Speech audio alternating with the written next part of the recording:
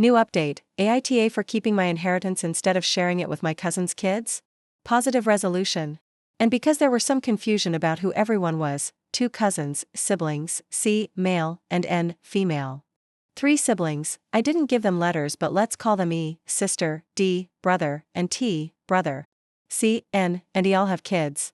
Me, D, and T don't. So the update. The 6 of us got together over the 4th.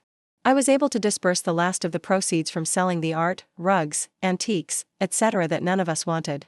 That ended up being a few $1,000s each, not life-changing money for any of us but nice to have. I will probably use it to go on a solo trip in my aunt's honor. Once I accrue enough vacation now that I am working full-time again. I had decided based on your comments that I would offer any of my nieces, existing and future, if D and T end up having kids, that they could shop from my inherited jewelry for their weddings. Before I could even present that solution, C was super apologetic about the way he had acted.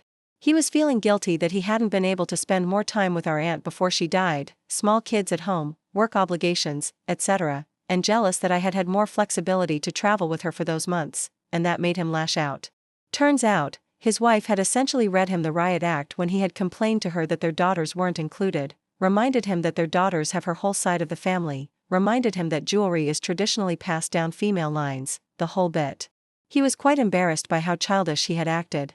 But I did present that solution, and both Anne and E thought it was such a good idea that they said the same, when the next generation of girls gets married, that they can choose from their inheritances, too.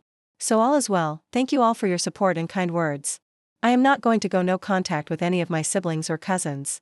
I still miss my aunt. Work is not terribly exciting but it's a paycheck and it's nice to see that my surgical skills didn't slip irreparably.